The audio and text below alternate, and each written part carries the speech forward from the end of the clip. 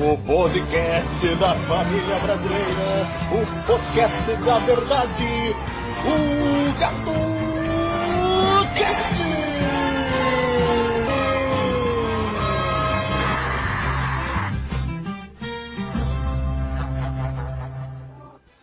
Olá, amigos, novos companheiros, pedaços de patriota, essa é mais uma edição do GatoCast, dessa vez junto sozinho, estou com o meu amigo Pensador, tá aí, Pensador? Tá aí, Pensador? E aí, Knut, e aí, galera do GatoCast, boa tarde. Exatamente. E essa é a primeira, é o nosso podcast pré-datado, né? Pré-datado, que a gente tenta fazer um dia, só não conseguimos, então ficamos devendo. Você acredita que teve gente falando assim, Knut, o que aconteceu com o podcast? Vocês foram censurados, né? Isso nunca tinha acontecido antes. Teve gente que falou que eu tinha feito, inventaram isso com a criatividade dos nossos ouvintes, é algo realmente sobrenatural, né? Falaram que eu tinha gravado o podcast, né? Teve gente falando que escutou o podcast até o fim, olha esses caras mentirosos, né? E falando que eu tinha privado só para os membros, só quem paga ia receber o podcast. Cara, realmente, eu fico imaginando o nível de esquizofrenia de alguém que acredita que o podcast de ontem aconteceu e ainda fica mandando nos comentários. Não, eu escutei até o final, foi muito bom. Você acredita nisso, o Beto Pensador? Não, imagina, não. O que aconteceu ontem foi que a maçonaria derrubou o nosso canal porque eles querem que todo mundo tenha vários filhos. Exatamente. Mas hoje nós vamos desafiar a maçonaria, né? E qualquer ordem... Os reptilianos maçônicos da nova ordem mundial Illuminati, né? Do Fogo de São Paulo. Do Fogo de São Paulo. Eles tentaram derrubar nosso discurso, porque a gente vai falar uma coisa muito importante. E hoje nós vamos falar sobre esse tema, que eu acho que é um dos temas mais importantes, né? Que já passaram por esse canal. Pelo amor de Deus, parem de procriar. Principalmente em alguns estados aí do Brasil, que a gente sabe que não estão fazendo a parte deles, no PIB, né? Pelo amor de Deus. Você já reparou que tem estados do Brasil que falam assim, o que o Rio Grande do Sul exporta? Calçados, né? O que o Bahia exporta? Cacau. O que o Mato Grosso exporta? Soja. O que o Maranhão e o Piauí exportam? Gente, já reparou isso? Não, a live de hoje é a live que vai irritar bastante aí os donos de supermercado, os donos de drogaria, os donos de postos de gasolina. Por quê? Porque se o brasileiro parar de ficar colocando filho no mundo como se não houvesse amanhã, né, vai ter menos opção para subemprego, entendeu? Aí talvez, quem sabe, eles vão ter que aumentar o salário dos betinhas que estão trabalhando para eles, se a quantidade de gente precisando desesperadamente de um subemprego para não morrer de fome diminuir. Cara, eu tava vendo uma notícia hoje, nem tudo é triste, tá? A gente fica desenhando um cenário apocalíptico, né? Mas eu vi realmente uma notícia que me fez para refletir. O salário mínimo no McDonald's, nos Estados Unidos, aumentou, sabia? Aumentou para $18. $18. Ou seja, trabalhando poucas horas no McDonald's, o beta comum americano ganha R$3.000, tá? Então, isso é a primeira vez que acontece há muito tempo. Um aumento tão abrupto no salário mínimo. Você assiste o canal do Fernando Urich? Claro. Ele explica isso aí, o pessoal não está querendo trabalhar lá nos States, né? Tem emprego, mas o pessoal não está querendo trabalhar. Lá nos Estados Unidos é o contrário do que acontece aqui. Aqui todo mundo quer trabalhar, mas não tem emprego. Lá nos Estados Unidos, a era Biden, né? É assim, tem emprego. Um amigo meu falou que em Lisboa, Portugal, tá do mesmo jeito. Não tem gente para trabalhar. O pessoal não quer trabalhar de jeito nenhum. Não quer. Pois é, né? Como diz o Beta Integral, estão querendo tudo ventiladorzinho na cara. Então, então vamos lá, amigos, né? Então, mas isso aí é um cenário que é fora da nossa realidade, né? No Brasil, isso aí está mais distante do mundo, né? No Brasil a gente está vendo uma crise abrupta, né? Principalmente em estados como o Rio de Janeiro, né? Não sei como é que está aí no Mato Grosso, no Nordeste, aí eu não sei como é que vocês estão, mas aqui realmente a crise está apertando mesmo. Está chegando a um ponto que é tão ruim que eu acho que não dá mais para piorar, né? E eu não acredito, olha só, o pessoal fica falando, o Brasil vai virar Venezuela. Nunca acreditem nisso. Nunca acreditei nesse negócio de Venezuela. Por quê? Porque a economia do brasileiro é muito mais diversificada que a Venezuela. A Venezuela é um país que importa quase tudo que consome, entende? Então, uma crise no único produto que eles têm para exportar, que praticamente 97% do PIB venezuelano é crude oil, óleo cru, né?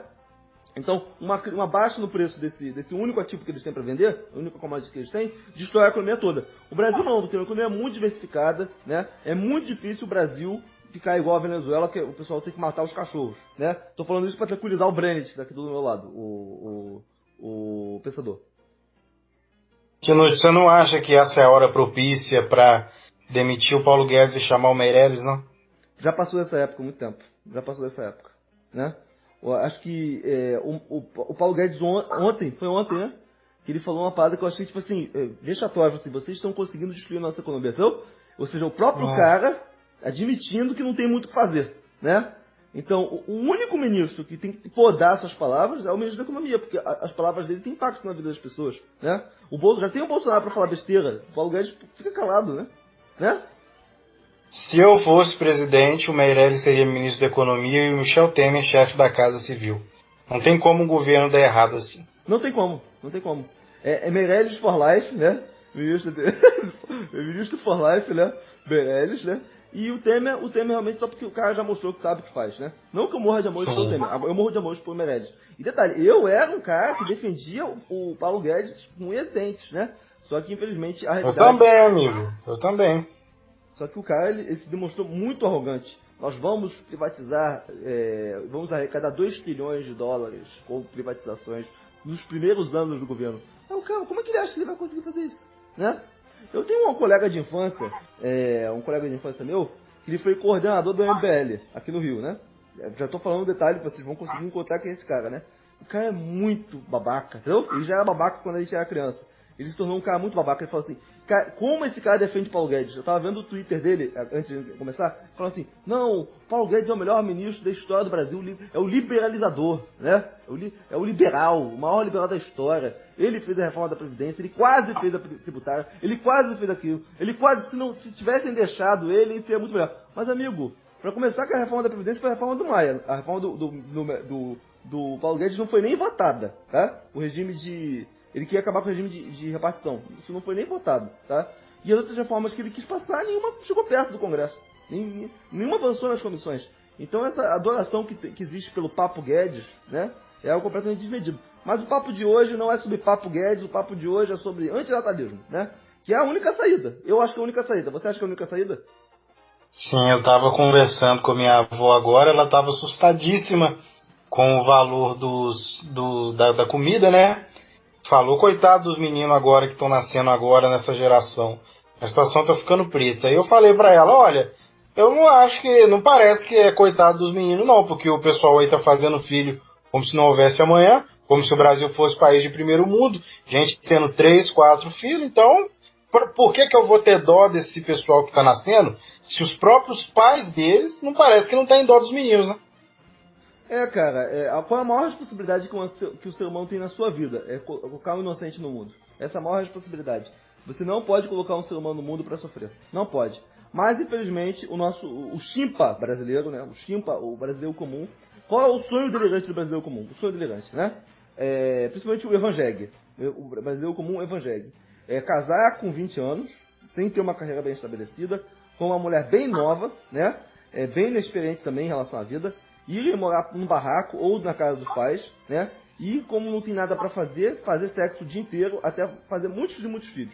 Inclusive na Bíblia, não só na Bíblia, mas como também nos contos medievais, você já reparou que é sempre no final feliz, sempre tiveram muitos e muitos filhos, como se muitos e muitos filhos fosse sinal de coisa boa. Meu amigo, não, mas é por causa das características econômicas. As características econômicas do tempo bíblico e da Idade Média, ter muitos filhos realmente era bom pro pai. Porque primeiro, mão de obra, né? Sim, mais mão de obra, geralmente a pessoa trabalhava para si, você não tinha essa divisão do trabalho que tem hoje, então o trabalho se dava em família na terra, e também tinha a questão da velhice dos pais, né? Porque não havia qualquer programa de previdência. Então, se você não tivesse filhos, você ia ter que depender da boa vontade aí de sei lá quem, né? Então, dadas as características econômicas daquela época, ter muitos filhos era sinal de riqueza. Era sinal de riqueza, era passivo ter filho. Hoje em dia, ter filho não é passivo. Ter filho não é um ativo. Ter filho é um passivo. Antes era um ativo. Hoje, ter filhos É um passivo que você tem que pensar muito bem. Ter filhos é igual comprar um carro. Porque muita gente tem filho assim, ou Knut, pensando assim, ó, o meu filho vai crescer na vida, o meu filho vai ter uma vida melhor que a minha. O meu filho, ele não vai ser operador de caixa, o meu filho vai ter uma carreira. O meu filho vai valer a pena cada centavo que eu investi nele.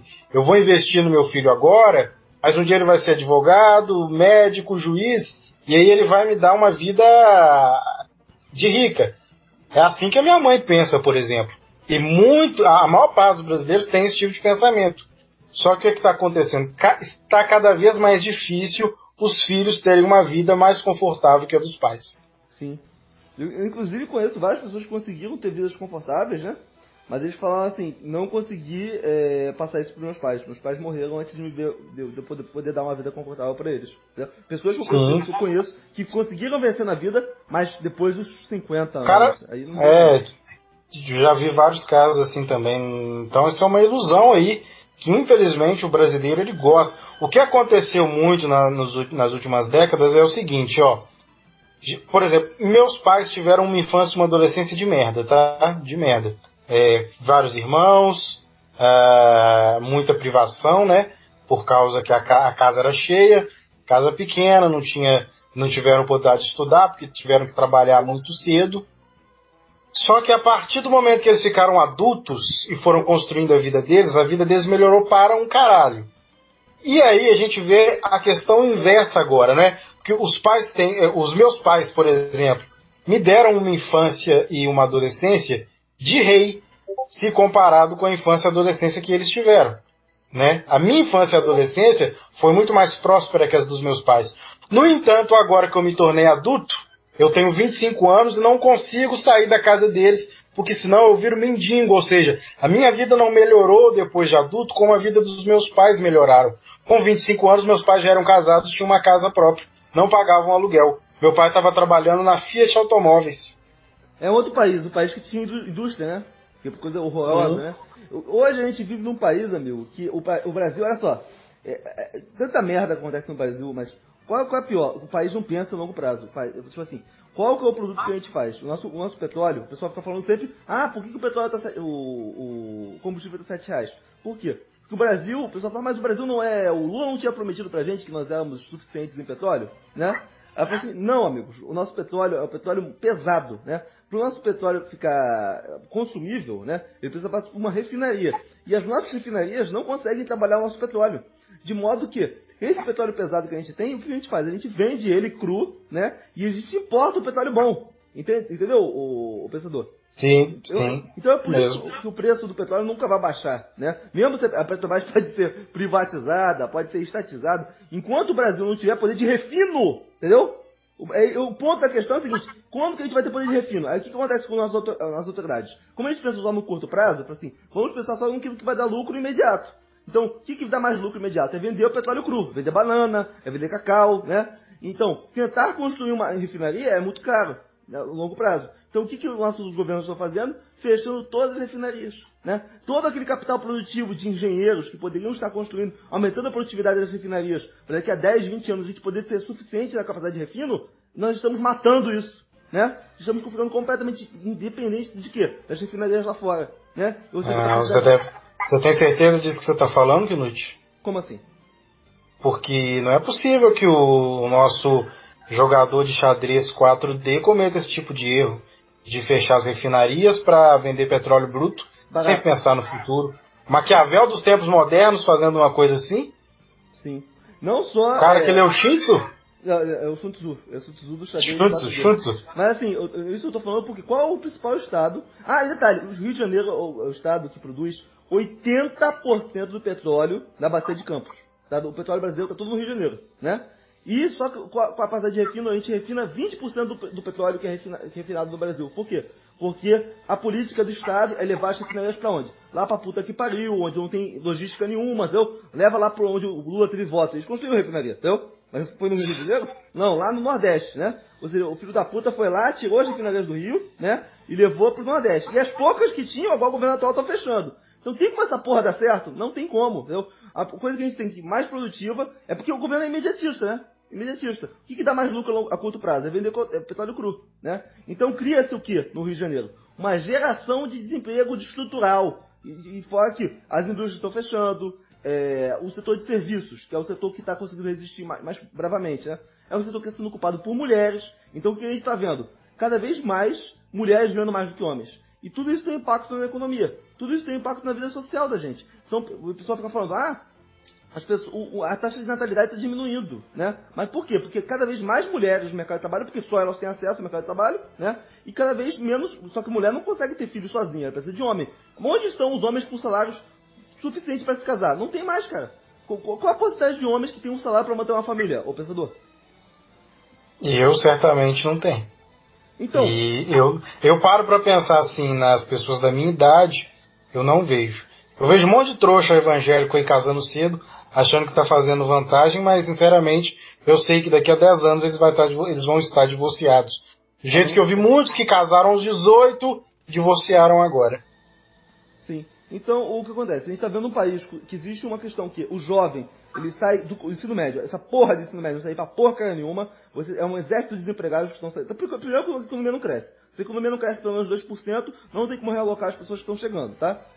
Então, é uma economia estagnada desde 2015, que está completamente em recessão, né? Não, que não cresce 2% é desde 2010, ou seja, uma geração inteira que está vivendo um problema de desemprego estrutural. Aí o cara sai da faculdade de engenharia para trabalhar para o Uber. Amigo, não é melhor você ir direto para o Uber, né? Ou seja, mas mesmo a gente está falando de ensino superior, mas digamos que a gente for falar de ensino médio. O nosso ensino médio não prepara o jovem para o mercado de trabalho. Não prepara. Esse negócio de CLT, de ser empregado, isso é coisa do passado. Isso mudou, a economia mudou. O que tinha que ter nas aulas de ensino médio é aula de empreendedorismo, não acha disso? Não acha isso, pensador? A maior parte das pessoas nunca vai ter emprego, não vai assinar, ninguém vai assinar a tua carteira, amigo. Isso é coisa do passado. Tô errado? Nunca, a escola nunca, não é que a escola não está preparando, a escola brasileira não preparou nunca o sujeito para o trabalho, né? Porque quem que domina a escola brasileira? É esquerdista, e esquerdista não trabalha, tipo assim, como é que eles vão ensinar você a empreendedorismo? Como assim? O que se o pessoal vir com esse papo de empreendedorismo aí na escola, o pessoal vai querer ensinar os meninos a fazer coletivo de artes, coletivo do caralho a quatro, coletivo do cu. Da bunda, esses esquerdistas gostam de fazer isso. Isso que eles entendem. Então, outra coisa que a gente tem que falar aqui, amigo, é que, por exemplo, a estrutura da economia, né? Então, gera toda uma geração de jovens que são completamente inúteis para o mercado de trabalho, inúteis. O grande problema que está acontecendo, de forma estrutural, isso acontece não só no Brasil, e aqui tem que limpar a barra desse governo, ou do outro, ou do próximo, e do antigo, entendeu? Existe um problema estrutural na economia atual, de que é a perda de empregos de entrada. Você consegue? O emprego de entrada é aquele emprego de baixa qualificação, que qualquer pessoa que sai do ensino médio entra naquele emprego. Antigamente, o que aconteceu com seus pais? O emprego de entrada é um emprego na indústria. O que é um emprego de indústria? É um emprego de alta remuneração e baixa escolaridade. Só que esse emprego a gente perdeu essa capacidade de indústria por vários motivos. Um deles é o câmbio e a baixa produtividade. O Brasil sempre teve baixíssima produtividade. Então, ainda mais que não teve uma política pública para preservar a nossa indústria, a Gurgel, fecharam a porra da Gurgel, como se não fosse porra nenhuma, né? Deixaram a nossa empresa, a única empresa que a gente podia salvar essa porcaria desse país, de ponta, que chegou a exportar carro para 80 países, deixaram quebrar, né? Então agora, só que existe um negócio chamado aprendizado produtivo. O que ensina realmente as pessoas a serem produtivas não é a faculdade, amigo, é a empresa. E quando tem uma empresa que tem uma capacidade de produzir crânios, né, que vão trabalhar ali na Gurgel, mas amanhã vão ser demitidos, ou vão ser mandados embora, ou vão se demitir, e vão poder usar aquele conhecimento produtivo em outras empresas. Então, essa empresa, mesmo ela sendo uma empresa mais ou menos, ela gera crânios que vão ser usados em outros setores da economia, que vão aumentar a produtividade. Quando você você perde um ramo super evoluído que é o ramo automobilístico, você fecha aí no nosso país, você está diminuindo a capacidade produtiva do país. Ou seja, todos os setores da economia periféricos a esse vão perder produtividade. Consegue acompanhar esse raciocínio? Então, com o enfraquecimento da indústria, o que sobrou pro país? O setor de construção. O setor de construção é um setor que emprega muita gente com salários razoáveis, não tão bem quanto a indústria, mas emprega muita gente com salários razoáveis. Até aí você concorda, né? Meu pai é pedreiro. Meu pai é pedreiro e eu, sinceramente, estou pensando em largar a faculdade e seguir o caminho dele, porque ele ganha muito dinheiro. Ele é pedreiro, ele pega o serviço que ele fala por empreitada, né? Ele não gosta de assinar carteira, porque aí você ganha uma mixaria, né? Se você for trabalhar de carteira assinada. Então ele pega o serviço particular, ele ganha dinheiro pra caralho. Sim. Então, o que acontece? O que sobrou foi os empregos na construção civil, tá? Então, indústria já era, o que sobrou é a construção civil. Só que a construção civil, ela tem um problema de sazonalidade. E provavelmente a gente não está vivendo um bom período da construção civil. Até porque existe a questão da bolha imobiliária e vários outros fatores, né? Então, o que sobrou, tirando com a falência total da indústria e a diminuição sazonal da construção civil, é o quê? O setor de serviços. É vender bala no trem, é vender bala no sinal, todo mundo virar Uber, né? É você prestar serviços, né? O grande problema é que existe uma coisa chamada oferta e demanda, né? Se a oferta se mantém constante e todo mundo vira, por exemplo, se a demanda se mantém constante e todo mundo vira oferta de trabalho, o que acontece é que os salários serão achatados. Então, se todo mundo for virar Uber, o salário do Uber vai diminuir. Se todo mundo for vender bala no trem, o salário o salário de vendedor de bala vai diminuir. Por quê? Porque esses não são setores que aumentam a produtividade do país. Quais são os setores que aumentam a produtividade do país? Os setores de transformação. Não é vender banana, é transformar a banana em algo melhor. Consegue entender esse raciocínio? Sim, sim.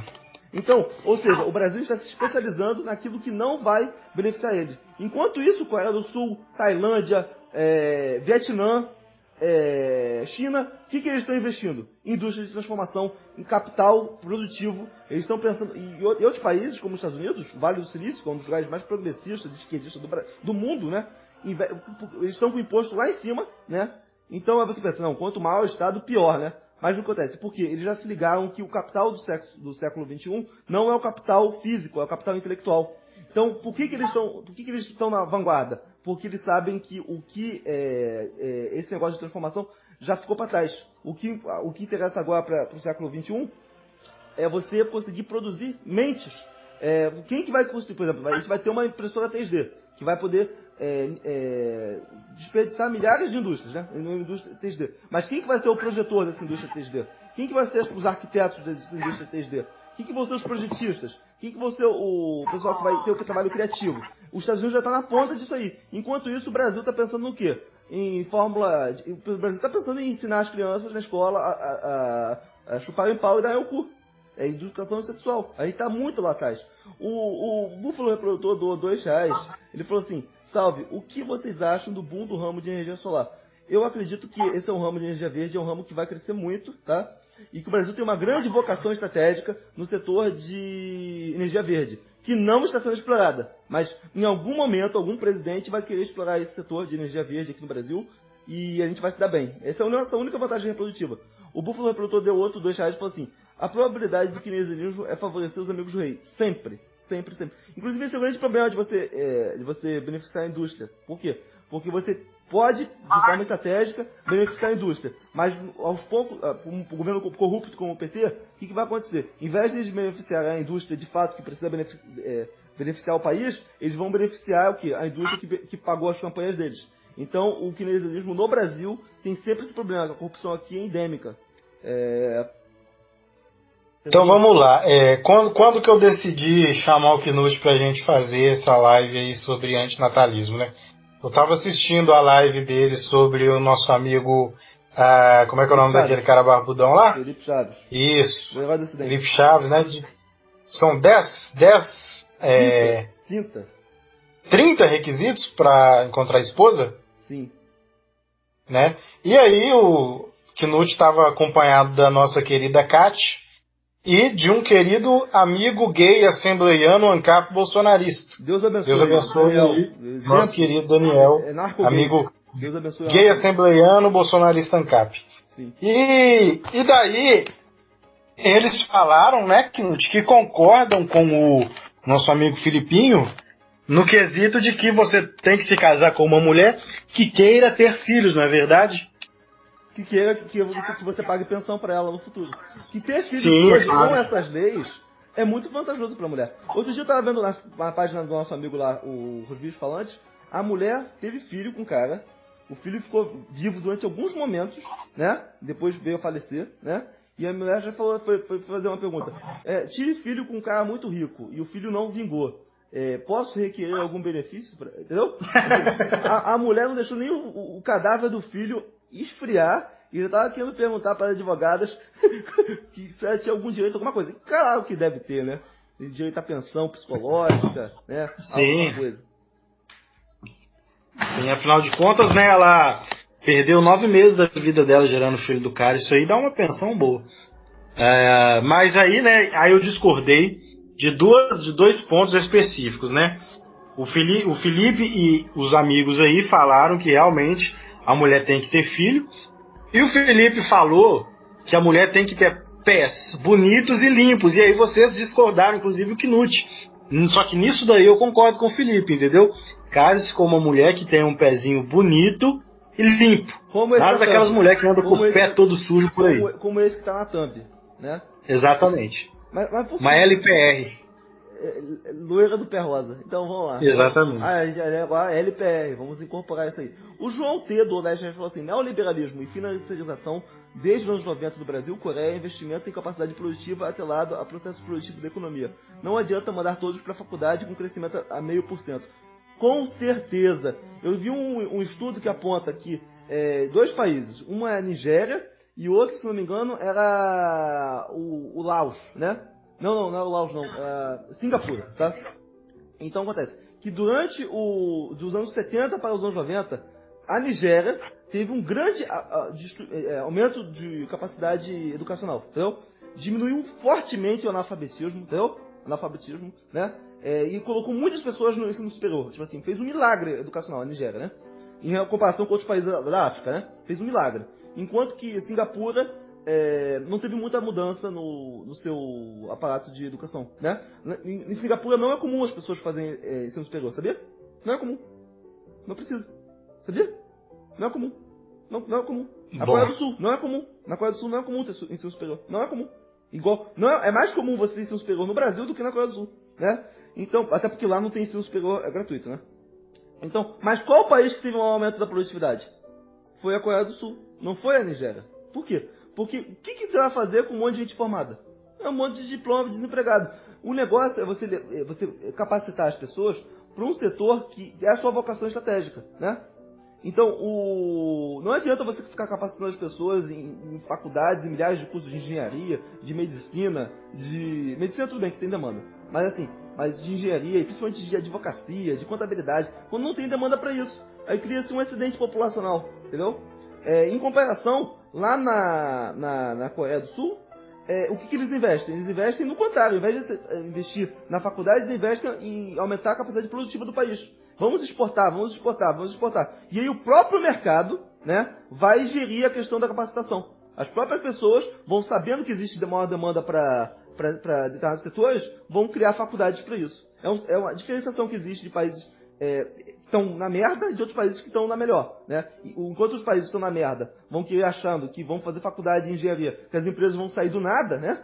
Em outros países, o pessoal já pensa na outra ponta, o pensador. Sim, eu só discordo quando ele disse que é o neoliberalismo que é culpado disso. Não, foi o seguinte, isso aí eu concordo com você. Foi o consenso de Washington. Neoliberalismo que a gente tem visto que nos anos 80, a maior parte dos países subdesenvolvidos se encontravam quebrados. Por causa do choque do petróleo, por causa de vários fatores. Inclusive teve moratória não só do Brasil, no governo Sarney, como também no México, né? Nos anos de 1986, tá? Então a maior parte dos países subdesenvolvidos estava quebrado. E a maior parte dos países... Teve um encontro, se não me engano, em 89, em 90, lá em Washington, se não me engano, foi sediado pelo presidente George Bush pai, que eles fizeram um consenso de Washington. O que se mantinha... O que estava decidido no consenso de Washington? Que a partir de agora, vocês estão quebrados, né? Então o FMI vai emprestar dinheiro para vocês, né? E a maior parte daqueles políticos socialistas dos países subdesenvolvidos concordaram que, para pegar empréstimos do FMI a juros mais baixos, para continuar fazendo esses países funcionarem, porque senão os países iam quebrar todos, eles teriam que entregar, né, de forma voluntária suas estatais. Entendeu? Esse é o consenso de Washington. Para conseguir empréstimo barato, a gente vai ter que privatizar as coisas na marra. É por isso que a gente vê políticos socialistas como o Fernando Henrique que não queriam a privatização de nada, sendo obrigados a privatizar. Não foi por ideologia, foi por necessidade. Você concorda comigo?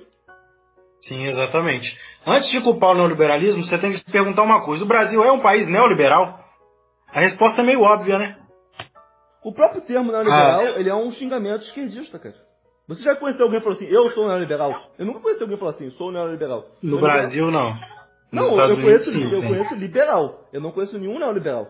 Você conhece algum economista que fala assim, sou neoliberal, né? Não, se não me engano, o Friedman. Não, o Milton Friedman se dizia liberal. Quem cunhou o termo neoliberal, se não me engano, foi o Hayek. Tá? Mas vamos lá.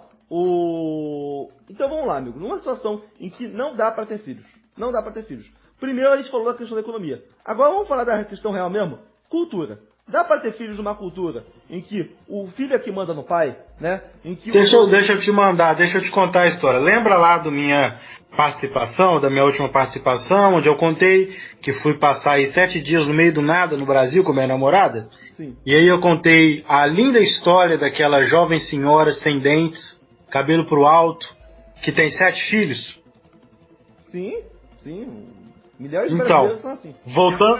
Voltando àquela história que é, né, a história do Brasil real, né? A história da mulher brasileira, comum, do interior, entendeu? Eu descobri que, como eu disse, né, ela tem 7 filhos. Desses 7, um é de um tio-avô meu. Ela é uma menina, é a única filha mulher que ela tem. Essa menina acho que está com 10 ou 11 anos. As irmãs do meu tio-avô, porque meu tio-avô, assim, né? Ele saiu de lá da roça, veio cá para Belo Horizonte, casou, teve filhos, tinha um emprego bom, trabalhou na Mannesmann, casado, 4 filhas, era da Assembleia de Deus. De repente ele virou ateu, jogou tudo pro alto, largou a esposa, os filhos, voltou pro interior para beber cachaça todos os dias. Até morrer. E aí ele conheceu essa mulher lá. Essa mulher teve 5 filhos enquanto estava com ele, falou que os 5 era dele.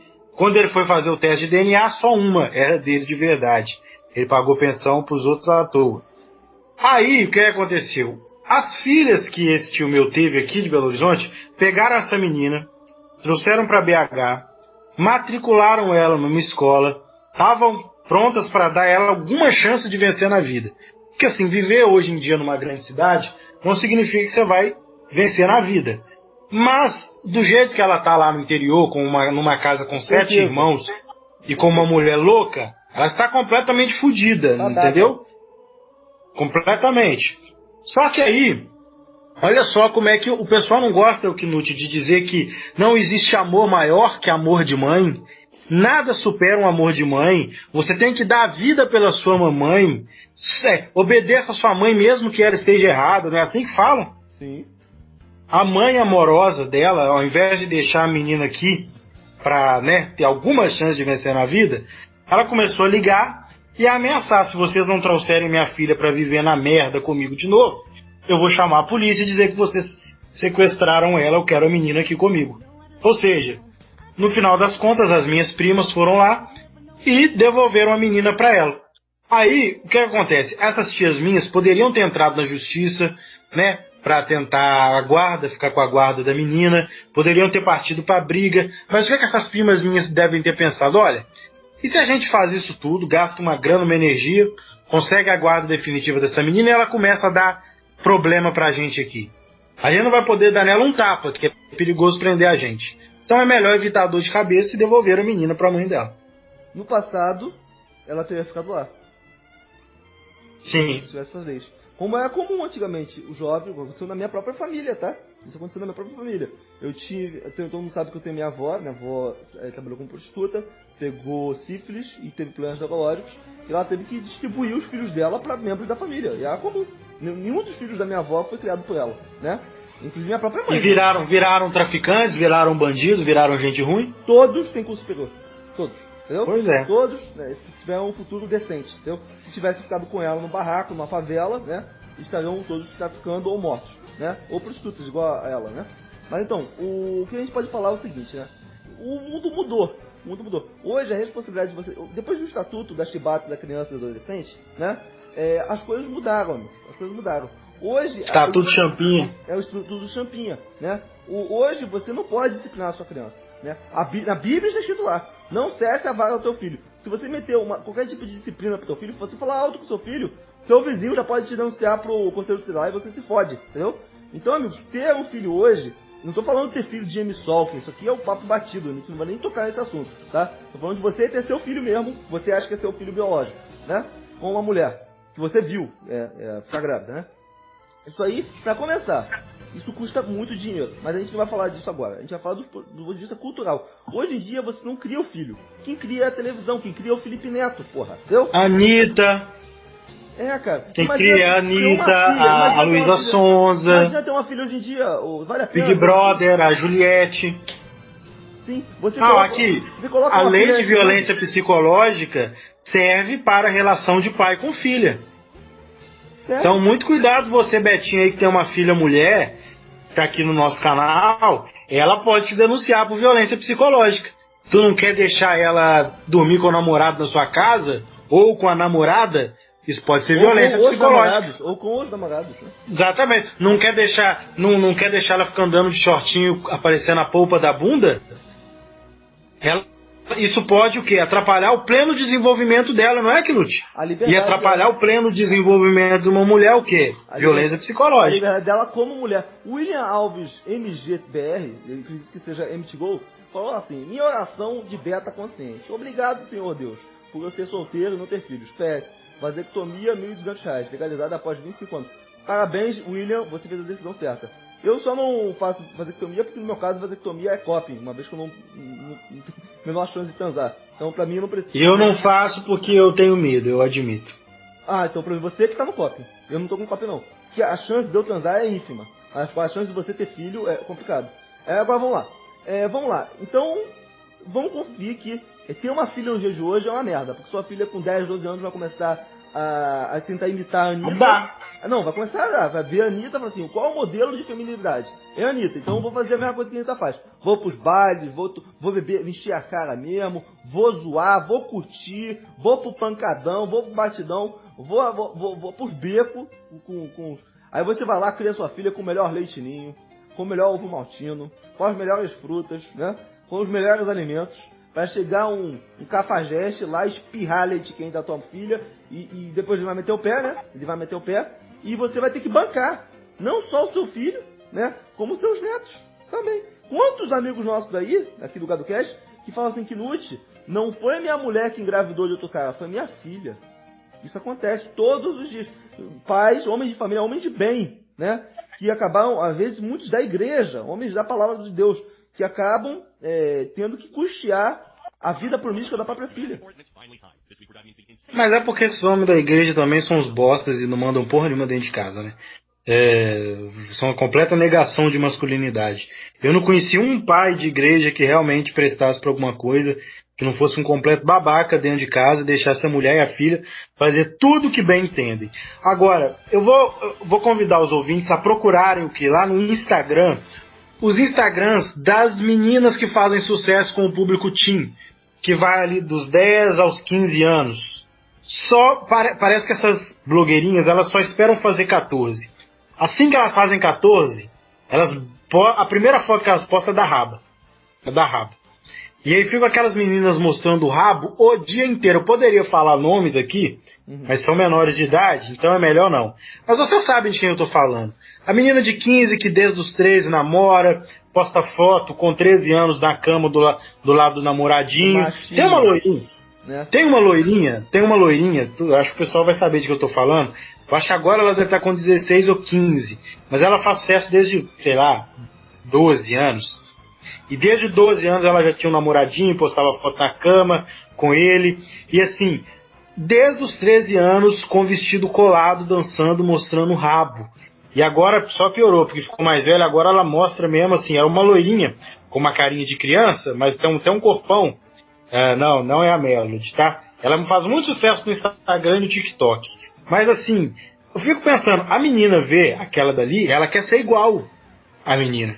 Ela quer ser igual. Ela quer ficar dançando de shortinho, gravando, postando no Instagram, no TikTok. Ela quer dançar funk de shortinho, de vestidinho. Ela quer roupa pelada para tirar foto empinando a bunda. Com o quê? 12, 13, 14 anos. Ah, alguém falou o nome da menina aí, não fui eu. Tá bom. Então, amigos, vamos começar, né? Problemas que você vai ter caso você tenha filhas. Filhas, aqui em especial, filhas, né? Tudo da filha é mais caro. Vestido é mais caro, roupa é mais caro, tudo para elas. Mulheres são naturalmente mais consumistas. Então, e o grande problema é que não é sua filha, filho que sua filha pode ter, não. Sua filha pode ter DSTs. E você vai ter que pagar a higiene íntima da sua filha, entendeu? As doenças que sua filha pegar. Você vai ter que levar sua filha para o ginecologista, né? E já é um gasto, e você vai ter que ter, às vezes a sua filha vai requerer mais do seu plano de saúde do que seu filho. Isso é um dado da realidade, tá bom? A mulher fica mais... Isso aí é uma coisa que vocês vão discordar, né? Quando eu falo isso, as pessoas odeiam. Mulheres ficam mais doentes do que homens. Concorda comigo? Sim. Então, Sim. amigo, se é seu filho, é sua responsabilidade. Se você tá tendo esse tipo de ideia, vou colocar um filho no mundo, pra quê? Eu quero colocar a mulher no mundo pra ficar dando pra esses machos aí, né? É o problema que você vai ter. Fora que a mulher vai te desrespeitar, né? Entre você e a Anitta, quem você acha que vai influenciar melhor ela? É a Anitta, é o Felipe Neto. Então hoje em dia você não cria mais ninguém. E você, não, vou levar minha filha pra igreja. Igreja, amigo, e nada, hoje em dia. Tá difícil. Às vezes você leva a tua filha pra igreja, com vários amigos nossos aí, levaram a filha pra igreja e foi lá mesmo que ela encontrou um macho pra engravidar, pra embuchar ela. Né? Depois você que vai ter que pagar o... Vamos falar um pouquinho dos custos de ter filho? Quanto que tá custando ter um filho hoje em dia? Antes de tudo, eu vou convidar os betinhos que estão aqui na live para ir lá se inscrever no meu canal, canal Atos Henrique, ATHOS Henrique. Se inscreva no canal Atos Henrique, tem vídeos muito legais para você lá. Agora, custos, vamos falar para custos. Primeiro, fralda, né? Que é o primeiro gasto. Fralda custa caro para caralho e você vai precisar de muita fralda. Quando a economia estava boa, acontecia muito do quê? De você ganhar, né? Mas hoje em dia, com essa economia mal, dificilmente alguém vai querer te dar uma fralda de presente. Inclusive aqui em Minas é muito comum o chá de fralda aqui, Knut. Aí também? Não, aqui já tá voltando o hábito das fraldas de pano. Aí eu pensei que já tinha voltado as fraldas de pano. Cara, eu usei essas fraldas de pano aí quando eu era criança. Eu acredito. E, inclusive não tem nada de errado. Se eu tivesse filho, ia ser essa mesmo, porque é só lavar. Não, mas ficar dando dinheiro pra Johnson? Não, mas deixa assado e você vai economizar na fralda, mas você vai ter que gastar na pomada. O seu filho vai ficar assado. Vamos lá. Pedro doou R$2 e falou assim: para os conservadores, rédeas curtas. É só para o filho. Para a filha, né? Eles deixam. Os conservadores deixam a filha solta, né? Só o filho. Você sabia, amigo? Tem uma mãe doente, você sabe, né? Se eu saísse de casa, se tivesse uma mulher falando assim: Knut, eu quero dar pra você. Vem aqui. E tem amigos nossos aí que querem sair comigo. Os caras ainda não entenderam. O cara escuta o podcast e acha que eu tenho capacidade de sair de casa. Amigo, se eu sair de casa, a minha mãe me desautoriza, né? E eu tenho que ficar. Até porque ela precisa de mim pra qualquer coisa, então eu não tenho liberdade, entendeu? Agora, se eu fosse mulher, você acha que a minha mãe ia me desautorizar? Vai lá, filha, né? Você quer sair com macho? Pode ir, toma aqui o dinheiro, entendeu? Toma aqui o dinheiro, né? Agora o filho, hoje é o contrário, amigo. É o filho homem que vive preso, né? Que não pode fazer. E quando eu saio de casa, minha mãe fala: o que você vai fazer? Vai aonde? Com quem? Quem é essa pessoa? Né? Não, eu encontrei com um amigo aqui na internet. Tem amigo de internet? Não pode não. Agora, se fosse macho de Tinder, se fosse mulher, aí não, pode ir lá, fica de boa, entendeu? Então, hoje é o contrário. Os homens são presos e as mulheres são soltas, né? Então, realmente, pra que a gente vai colocar pessoas nesse mundo pra sofrer? Sabendo que a chance da pessoa ter uma vida pior que a sua é enorme, né? Se você não vai conseguir, por exemplo, eu demorei 16 anos. Foi a primeira vez que eu vi uma pessoa que eu falei assim: essa pessoa teve uma vida que eu gostaria de ter. Que foi a primeira vez que eu vi uma pessoa que estava estudando no colégio bilíngue. Aquela pessoa ali era uma pessoa que realmente o pai dela estava dando o melhor. O pai falou assim: eu estou dando condição para essa criança ser melhor do que eu. Foi a primeira vez que eu vi um conhecido. Eu sempre fui pobre, né? Estudei em colégio público. Não, então, não tem outra coisa também, que o pessoal quando vai ter filho não pensa nisso, tá? Mas filho é uma roleta russa, amigo. Pode vir, todo mundo espera de ter um filho bonitinho, saudável, mas e se vir um filho autista? O Brennett. Eu tenho um parente autista, aliás, eu tenho 2. E meu amigo, criar uma criança autista não é brincadeira. Vai exigir uma completa abnegação da parte dos pais. Completa abnegação. Você vai ter que deixar de viver para viver em torno daquela criança, que nunca vai melhorar. Entendeu? Que nunca vai melhorar. Uma outra coisa também, eu tive um problema ao nascer, eu engoli, acho que é líquido amniótico. Tive alguns problemas ao nascer e eu não podia beber leite comum. Eu não pude ser amamentado pela minha mãe e não podia beber qualquer tipo de leite. Eu só podia beber um leite caríssimo para a época, 1996. Meu pai teve que se matar de trabalhar para conseguir desse leite que era o olho da cara para mim poder sobreviver. Deixa eu contar uma história, né? Em relação ao meu pai, isso aí, né? Meu pai, da Assembleia de Deus, eu espero que a senhorita Cate não fique brava comigo por expor esse podre aqui, porque ela não gosta que fala mal dos podres dos evangélicos. Amigo, a gente vai trazer eu vivi, Cate. Pastores assassinos, vai falar isso aí. Eu vivi, ó, meu pai me contou isso aí, né? Nessa época aí a situação já não estava muito boa, porque quando foi chegando perto dos anos 2000, final do governo Fernando Henrique, a situação ficou crítica. Sim. Meu pai ele foi demitido do emprego dele na Fiat Automóveis, aquela crise ali do final do último governo Fernando Henrique. Daí o que ele foi fazer, né? Ele, um cristão assembleiano desde os acho que 18 anos, ele foi pedir ajuda da igreja, né? Foi pedir doação da igreja, ajuda da igreja. A mesma igreja ele foi lá, que pede pra você ter um monte de filho, né? A mesma igreja que pede. Isso, exatamente. Ele foi lá pedir ajuda da igreja, né?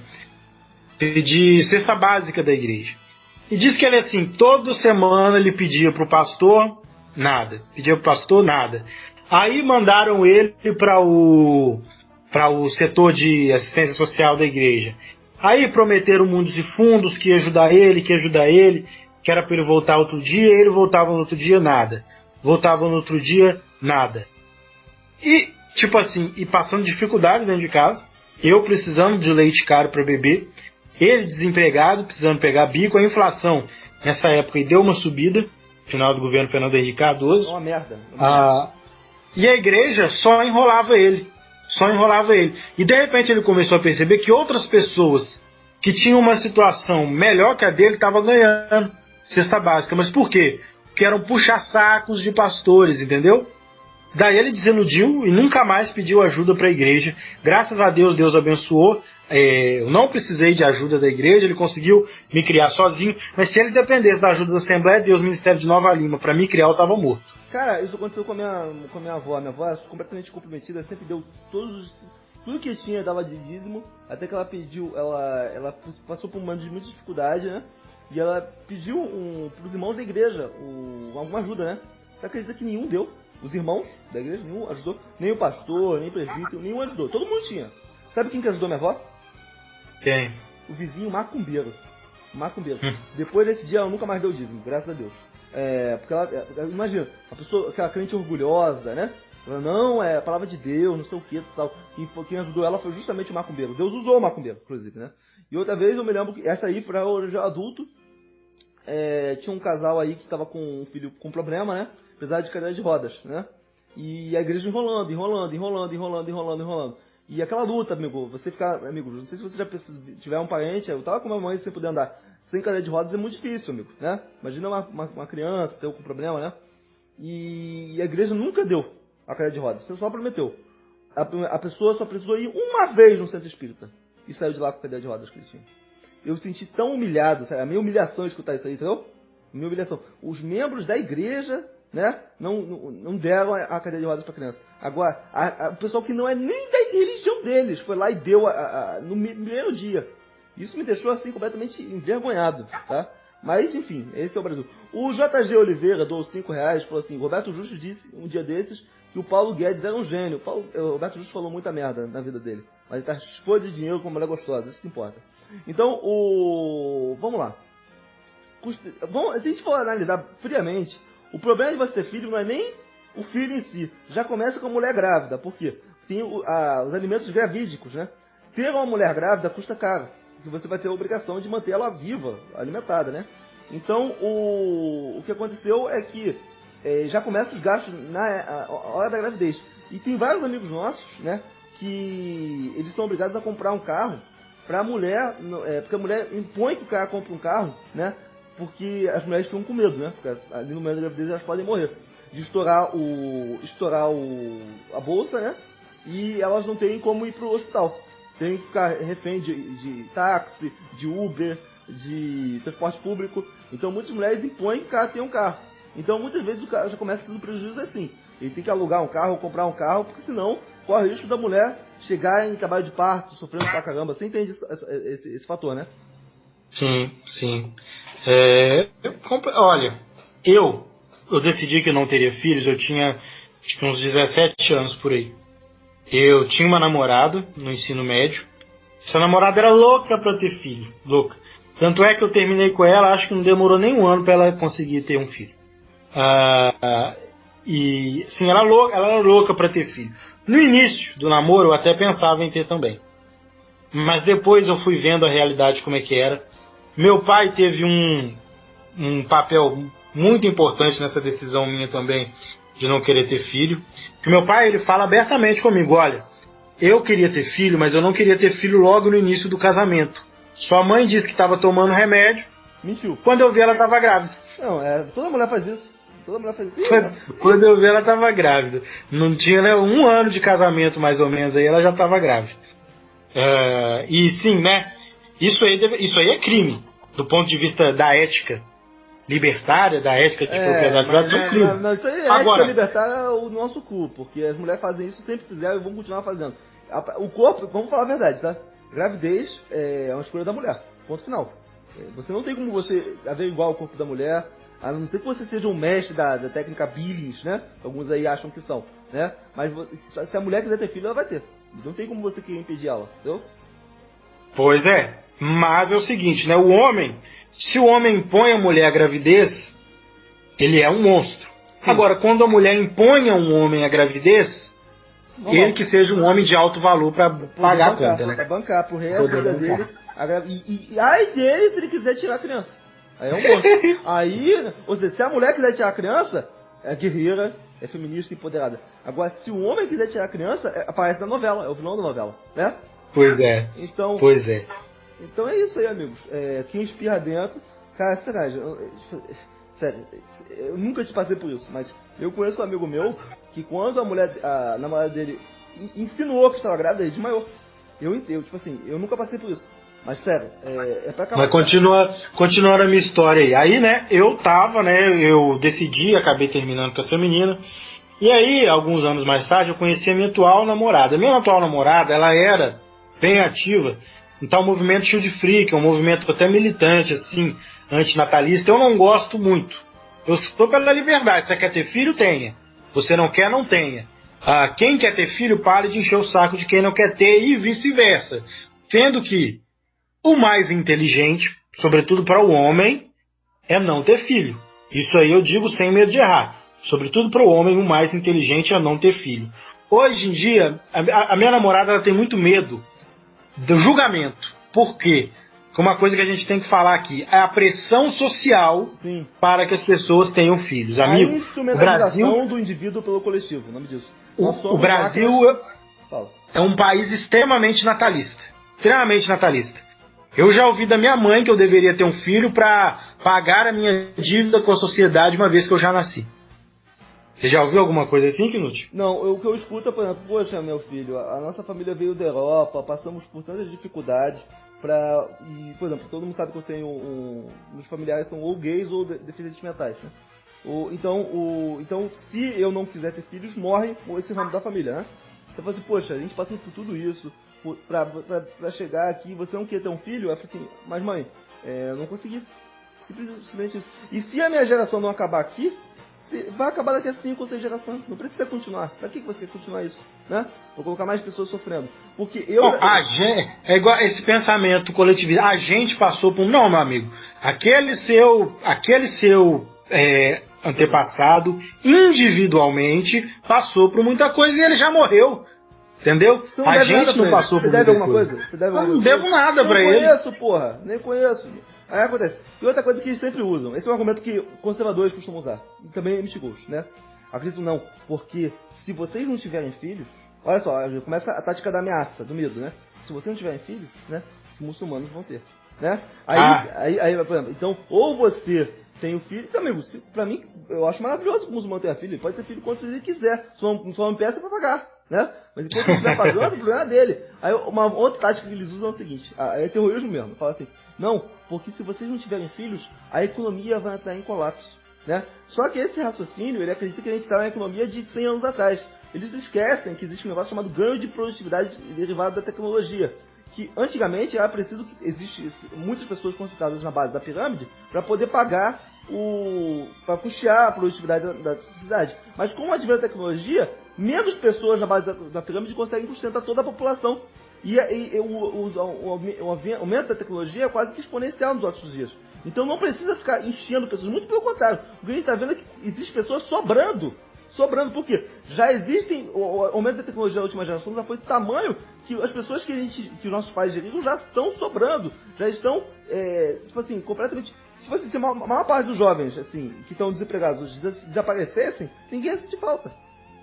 É por isso que eles vão inventar alguma guerra ou alguma pandemia para tirar essa galera de circulação. Tem um tal do gay do cast aí falando que eu sou MTGO, tem namorado amigo?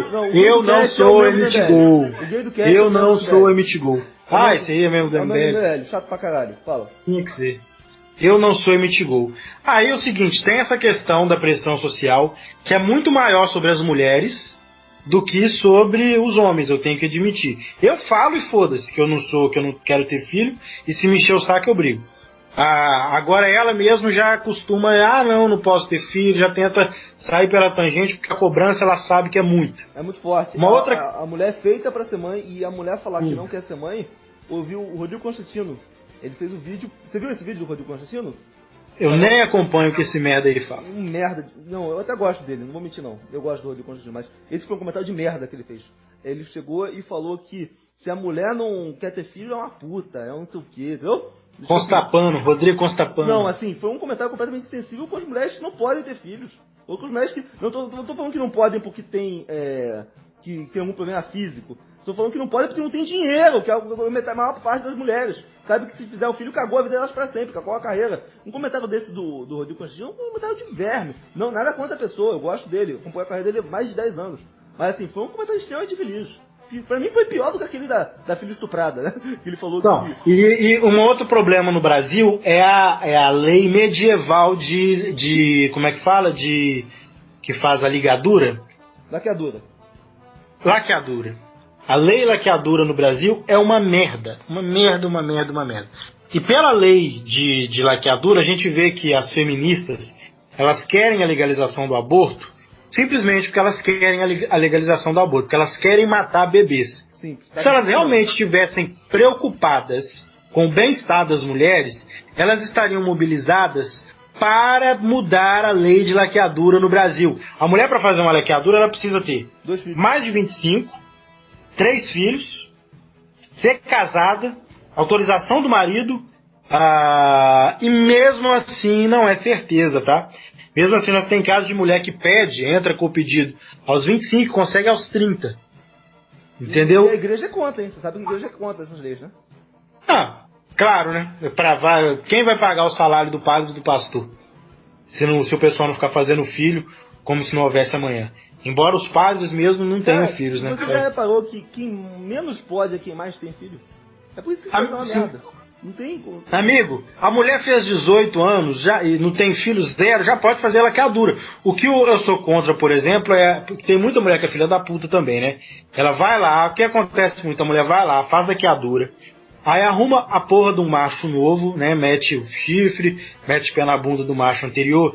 E essas filhas da puta, geralmente as mais pobres, elas têm uma espécie de fetiche que é o seguinte: se eu arrumei um marido novo, eu tenho que dar um filho para esse marido, eu tenho que ter um filho com esse presente de Deus aí, mesmo que eu já tenha 3, 4 filhos. Aprendeu, cara. Isso é uma cultura na periferia brasileira. Aí a mulher vai lá, casa, faz 2, 3 filhos, o marido morre, ou ela mete chifre no marido, ele perde o emprego, ela divorcia dele, vai lá, arruma um marido novo, né, 2 meses ele já tá com outro cara dentro de casa, aí vai lá encher o saco. Não, eu quero desligar, eu quero refazer ela, eu quero religar as trompas porque eu quero ter filho aí com o meu novo presente de Deus. Essas mulheres são as que mais atrapalham as mulheres que realmente querem fazer laqueadura porque não querem trazer gente para sofrer no mundo. Entendeu? Essas filhas da mãe aí, entendeu? Que atrapalham a vida de milhões de pessoas por causa dessa palhaçada de querer trazer gente para sofrer no mundo. Sim. Mas a gente sabe. Mas assim, levando em consideração o preço da vasectomia, eu acredito que é um custo assim barato. É igual o preço da vacina de HPV, cara. Eu acho que pagar R$1.000 para você não ficar com verruga dentro do teu pau, que invariavelmente vai acontecer em algum momento da sua vida, né? Hoje todo mundo é contaminado, então a questão até o momento não aconteceu comigo. Não, mas assim, baixando a imunidade pode acontecer com qualquer um. Então, tem coisas que é melhor você prevenir do que remediar, tá? Você vai gastar mais quando acontecer. Em relação à vasectomia, o que é R$1.000 para 1 milhão que você vai pagar em pensão, né? Então, fora que tem casos aí de filhos que batem no pai, que xingam o pai, que matam o pai, né? Tem casos aí, eu conheço um caso de um pastor evangélico, vou contar aqui, só para ilustrar, vocês vão saber exatamente quem é. O cara foi lá, teve filho, o garoto virou um Zé Droguinha, né? E lutando com o pai por dinheiro, para tomar pó, o garoto foi lá e matou o pai, pastor evangélico, tá bom? Então, essa a bênção foi lá e foi o final da vida do pastor, né? Que gosta de colocar filho no mundo, né? Então, quantos casos aí de mulheres evangélicas, fiéis, que o filho dele agora está no presídio, né? Será que elas estão felizes de colocar esse filho no mundo, né? Então, eu conheço vários. Se você for na cadeia, tudo Samuel, Mateus, né? João, Lucas. Cara, a mãe, uma outra coisa que a gente não fala muito, a gente fala muito sobre a permissividade dos pais com as meninas. Mas a gente tem que falar também sobre a permissividade das mães evangélicas com os filhos. Bandidos. Porque as mães evangélicas são os maiores criadores de criminosos que esse Brasil tem. Sim. Aqui no meu bairro tinha um cara... Tem 2 irmãos. O pai é pastor, né, fundou a própria igreja, tem lá a igreja, o cara é trabalhador, gente boa. Os 2 filhos se envolveram com drogas. Assim, foram presos já. O pai não queria nem saber. Não vou na cadeia visitar, não vou pagar advogado e, diga-se de passagem, o correto. Se bem que se ele tivesse uma menina e fosse ela que aprontasse, eu tenho certeza que ele dava até o rim para salvar a menina. Mas ele tem 2 filhos e os filhos aprontam. Ele não queria nem saber. Essa mulher ficava de porta em porta pedindo dinheiro emprestado para pagar advogado e fiança para os meninos. Entendeu? Fazia dívida, pegava empréstimo no banco. Semente do mal mesmo, semente do mal. Pegava empréstimo do banco. A minha tia, eu tenho um primo também que foi envolvido com drogas. Depois eu posso até contar a história desse primo aí, que ele casou na cadeia, tá? A honradinha da igreja casou com ele na cadeia. Enquanto que os betos aqui não estão comendo ninguém, os Zé Droguinhas, bandidos, capajetes, estão conseguindo comer a mulher e casar, inclusive. Casou na cadeia, ele estava na cadeia, ele foi lá que casou. A igreja pretere um homem santo, um homem trabalhador. Mas deixa eu ser bem claro, a cerimônia foi na cadeia, tá? A cerimônia não foi nem assim, como é que fala? Ele estava em semi-aberto e aí no período ele foi no cartório, não. O cartório foi na cadeia e fizeram o casamento deles. É uma bênção, o casamento deles é uma bênção. Depois eu vou contar a história deles. Né? Aí esse como cara também... Não tem como dar errado, não tem como dar errado. Vivia sendo preso. E o pai também não queria nem saber, o meu tio, ele é um tio-avô meu, não queria nem saber. Mas a mãe e as irmãs mais velhas, e tem muita irmã mulher, meu amigo, se chegasse um advogado e virasse pra irmã dele da igreja e falasse assim, ó, você me dá o cu pra mim tirar o seu irmão da cadeia, elas davam o cu, se bobear já devem ter dado aí pros advogados aí, pra livrar o marmanjo da cadeia. Eu conheço uma história assim, mas fala. É isso aí. Não, é só pra exemplificar aí a questão, né, das matriarcas evangélicas que adoram passar a mão na cabeça de uma sementinha do mal. Aí depois, quando chega na hora da eleição, sabe o que eles vão falar? Bandido bom, bandido morto, 17. Vai fazer as minhas com a mão assim, ó. Então, ó, se você quer ter filho, seja homem e mulher o suficiente para dar uma criação rígida para o moleque. Não deixe o filho da puta estragar a vida de outras pessoas, entendeu? Coloque limites, se precisar meta a porrada, faça o necessário para dar a ele uma vida boa, mas uma vida com limites claros. Hoje em dia, as mães não gostam mais que vá, não, xingou meu filho, o filho pode estar aprontando todas. Xingou o filho dela, chamou atenção, elas ficam com raiva. Ficam com raiva do diácono da igreja quando os meninos estão... Toda igreja evangélica tem isso, né, Knut? com as mães lá sentadas, e aquela pirralhada, chorando e correndo pela igreja toda. Vocês conseguem gostar desses monstrinhos? Olha só, remelentos, cheio de meleca, melequentos, ramelentos, sério, saem correndo de um lado pro outro, se machucam, amigo. Se você se machucar, alguma criança se machucar perto de você, você é responsável. E gritam, não tem noção de nada, bota a mão e tudo, pega o garfo, coloca na tomada, e os caras atentam contra a sua própria vida, adoram subir e cair, se quebrar tudo. Pelo amor de Deus, como alguém pode gostar de criança, desses diabinhos, né? Pois é, e assim, se a professora chama atenção, as mães querem bater na professora, não. Como assim não chamou a atenção do meu filho? Já viu aquele filme, Um Tira no Jardim de Infância? Já. Kindergarten Cop. Eu não conseguia ser o Arnold Schwarzenegger. Eu teria matado 2 ou 3 crianças. Não, cara, tem uma cena que você It's not a tumor. É muito engraçado. Cara, tipo assim, se eu fosse Schwarzenegger nas filmagens daquele filme, eu teria matado pelo menos 2 crianças daquela ali. Porque não tem como lidar com criança, né? Eu não consigo, não tem como. Se eu pegasse uma criança, graças a Deus, eu não devo ter filhos, né? Nem me casar, nem ter filhos, nem casar. Não, e outra coisa que eu tenho sorte é que eu sou filho único, então nunca vou ter um sobrinho pra me encher o raio do saco. Se eu tivesse uma irmã mulher, eu tenho certeza que já tinham 2 meninos aqui nessa casa. Ah, cara, eu já ficaria preso, provavelmente, preso. Como você não pode. Como você educar uma criança que não é sua. Você não pode nem agredir a criança, né? Assim, como você.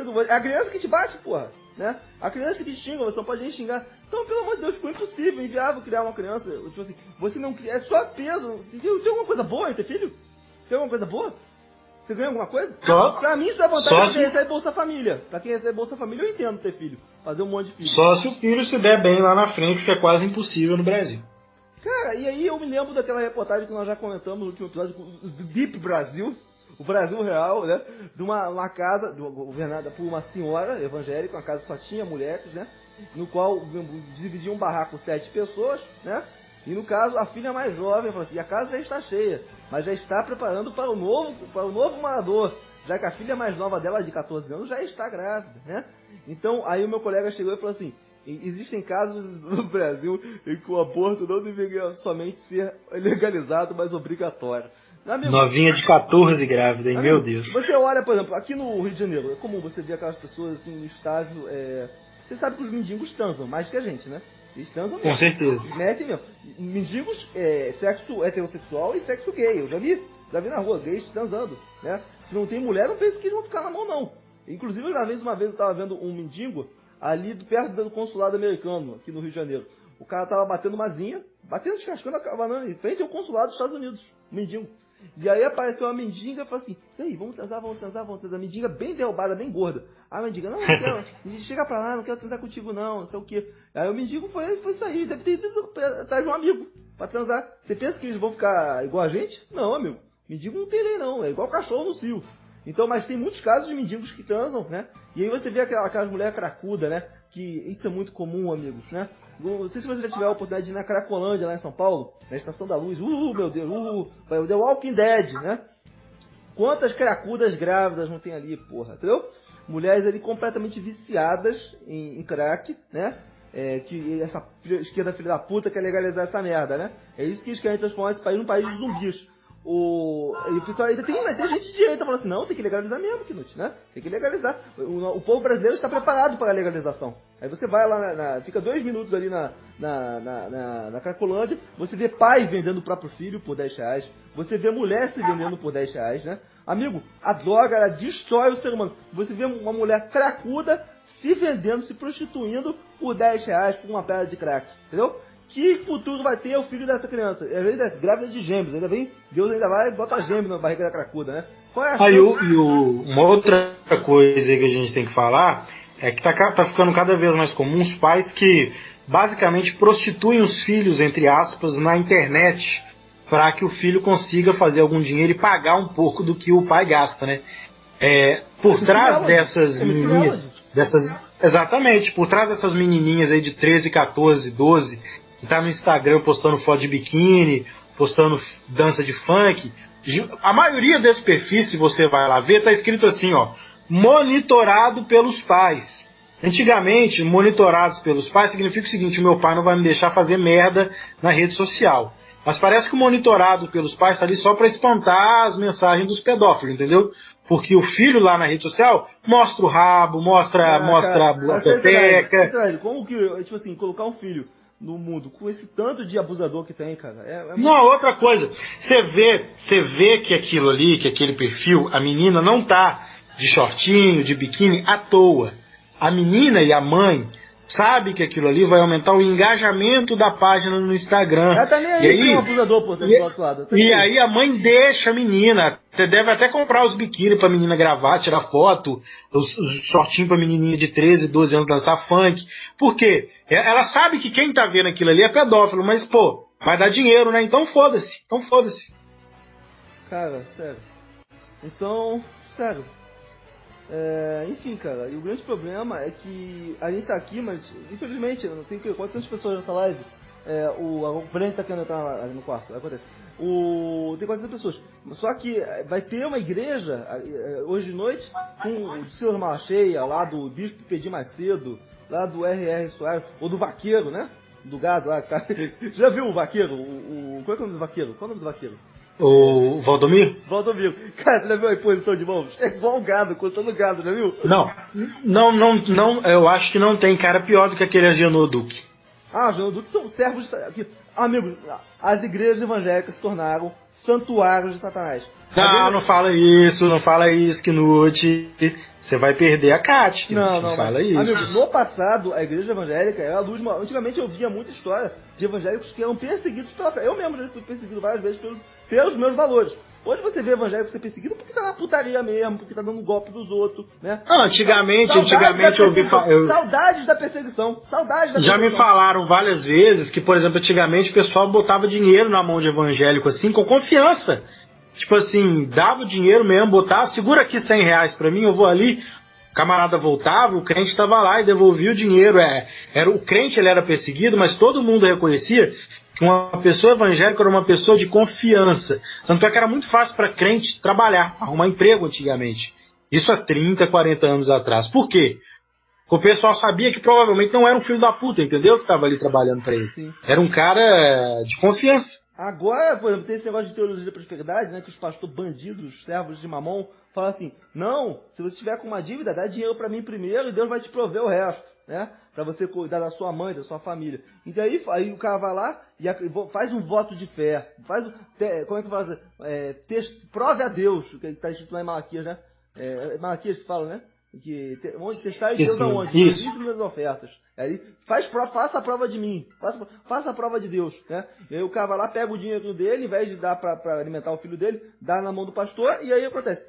Fica devendo pro fornecedor, fica devendo pro cliente, fica devendo pra todo mundo, e aí fica aquela cara de tacho, né, depois, né? Ah, Deus, mas você não disse que ia me prover, né?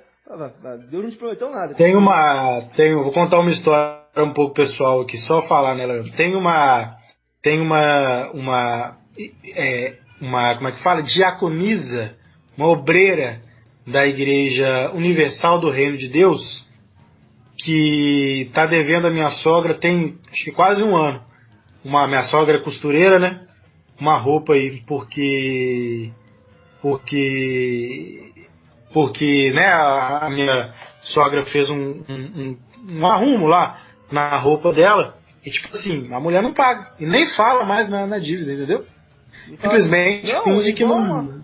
Mas todo ano ela faz a tal da fogueira santa. Não, eu já encontrei vários clientes que tem aquela. Isso aí são filhos da puta mesmo, assim, né? Tipo assim, o cara te pede dinheiro emprestado, e aí eles não pagam e falam: Deus já me perdoa essa dívida. Já conversei com ele, Deus já me perdoa. Deus já me mandou falar que tá tudo resolvido, tá? Agora teu problema é com Deus, tá? Não é comigo não. Ou seja, igual tem um pastor comunista mesmo, eu conheci esse cara, então, e esse comunistão mesmo, ele é membro do PT. Mas uma vez ele fez uma pregação enorme só sobre esse comportamento, tá? E depois eu procurei no Google, a gangue de Jesus, né? A gangue de Jesus, né? Que tipo assim, tem crente que dá golpe nos outros, né? E depois ele tem a voz intrépida, ousadia de falar assim: não vou pagar, em nome de Jesus. Tá derrubado, tá amarrado, entendeu? Não vou pagar, entendeu? Então, assim, não, nunca te devi nada. Você tá com um demônio no corpo, você tá endemoniado. Tipo assim, é a gangue de Jesus, amigo. É a gangue de Jesus. Do mal mesmo. Então, mas assim, o Brasil, ele se encontra num dos períodos mais tristes, assim, em relação à geração. A gente vai ver uma geração perdida, né? Mas assim, o que a gente pode fazer para alertar nossos amigos? Aqui, amigo, se você quiser ter filho, é um direito seu. Eu prefiro que você não tenha, tá? Eu já vou avisando. A minha parte que eu já estou fazendo. Inclusive, eu fui ver aqui, o pensador. Sabe de onde que nasceu esse movimento Child Free? Onde? No meio vegano. Que existe aí já é doença, né? Porque dizem que o ser humano destrói a natureza, até aí tudo bem, é verdade, né? O ser humano está destruindo a natureza, e existem pessoas que acreditam que menos pessoas na natureza vão causar que a natureza possa sobreviver mais tempo. Então, faz parte de alguns veganos não colocar pessoas nesse mundo. Eu acho um exagero, tá? Um exagero. Também. Mas assim, foi aí que nasceu. Mas de fato, ficar colocando pessoas aqui no mundo para sofrer, para poluir, para destruir, para fazer mal para os outros, né? É complicado. Eu acredito que você pode ter filhos, acredito, se você puder dar para eles uma educação decente. Você pode garantir que você pode dar educação decente para uma criança? Eu conheço um engenheiro aí que ganhava 15 mil reais, isso é comum, tem vários casos aí. Dava uma educação decente para os filhos, perdeu o emprego, não achou outro, e provavelmente não vai achar mais, porque tá velho, né? E pronto, a educação que ele dava para os filhos deles acabou. E agora briga na justiça com as mulheres. E outra coisa que a gente nem falou aqui, você vai colocar filho no mundo, né? Quem vai ser a mãe do teu filho? Você acha que as mães de hoje são preparadas para ser mães? Né? Você acha mesmo que essas modernetes aí serão boas mães? E outra coisa, e quando elas se divorciarem? Como é que vai ficar essa questão? A gente nem falou aqui da pensão, da alienação parental e todos os problemas. É a questão do seu filho poder ser abusado. A minha avó, ela tem acho que 9 filhos, 2 moram com ela, que são os 2 solteirões, um é um homem. Um homem que já está com seus 40 anos. A minha avó esse homem, ele trabalha o dia inteiro, ele é jardineiro e ele é alcoólatra. Adora uma cachaça. A minha avó, se faz janta para ele, se ele deixar, se ele pedir, todos os dias. A minha avó trata ele igual um rei. Cozinha para ele, lava para ele se ele pedir, faz tudo por ele. Tudo por ele. Eu tenho 25 anos. Se eu pedir a minha mãe para fazer janta para mim, ela quase me bate. Imagina agora uma mulher dessa geração. Não dá pra confiar, né, amigo? Entendeu? Não dá pra confiar que elas vão ficar com você. Também não dá pra confiar que elas serão boas mães, né, amigo? Seu filho vai ficar largado, pode rolar um rodízio de padrasto. Então, amigo, olha só o perigo. Você não viu aquele caso do Jairinho, do vereador Jairinho? Espancou a criança, estourou o baço da criança. Estourou o baço com uma porrada, né? Você imagina você ser o pai daquela criança, amigo, né? E ter um filho da puta, vai comer tua mulher e estoura o baço do teu filho, entendeu? Ah, pelo amor de Deus, pelo amor de Deus, não coloquem filho nesse mundo, pelo amor de Deus. E outra coisa, sua tua mulher, vocês querem casar, agora é a maioria aqui no Gato Cast, casados, né? Sua mulher seria uma boa mulher? Se não for, amigo, pelo amor de Deus, não casa, não tenha filho com ela. Uma coisa é você se divorciar quando você não tem filho. A chance de você se fuder é pouca, tá? Você vai se fuder, mas nem tanto. A maior parte do momento que colocou filho na questão, não é só você que vai sofrer, a criança também, cara, entendeu? Então, é aquele negócio que você tem que pensar. Não só se você tem recurso para prover a criança, mas com quem você vai prover essa criança. Porque às vezes você vai ficar com a mulher pode mudar, amigo. Você perde o emprego, você acha que a mulher vai ficar contigo? A mulher vai ficar com outro cara, né? Então, amigos, tem que pensar tudo isso antes de colocar um filho no mundo. Então, vê das regras, amigo. Não conta com o ovo dentro da galinha, entendeu? Essa mentalidade de outro dia eu vi um pastor da Igreja Universal falando assim, Deus proverá. Tem que fazer igual os heróis da Bíblia, né? Sendo que Jesus falou, só constrói a torre se você tem os tijolos, né? Não construa a torre, igual a torre de Siló, entendeu? O pessoal constrói a torre para ficar... Todo mundo tá vendo que a torre tá pela metade, que não terminaram a torre, entendeu? Amigo, só construa a torre, só comece a torre se você sabe que você vai conseguir terminar, amigo. Não jogue com a vida dos outros, não arrisque com a vida dos outros. Né, pensador? Pois é. Exatamente. Que mal pergunte, ou vou ter filho, ou vou casar, ou vou namorar. É a lógica do ovo dos pastores aí. Inclusive, esses pastores da Universal são os mais responsáveis por pessoas ali daquela igreja ali, casarem com 18, 17 anos. Crianças, amigo. Isso é um crime, cara. Isso é um crime. Aí fala, pensador. Que mal eu pergunte, você conseguiu aquela pack do pezinho da nossa amiga Cat? Não, nem peço. Que isso? Não, Deus abençoe. Eu nunca pedi foto de ninguém. Não, jamais. Mas então, amigo, muito obrigado ali pela sua participação. Fizemos um excelente podcast, né? Poderia ter ficado mais longo, mas a gente prefere terminar agora, né? Então, Muito de nada. Mas então, muito obrigado, pensador. E nunca vamos esquecer, amigos. Não coloque pessoas nesse mundo para sofrer.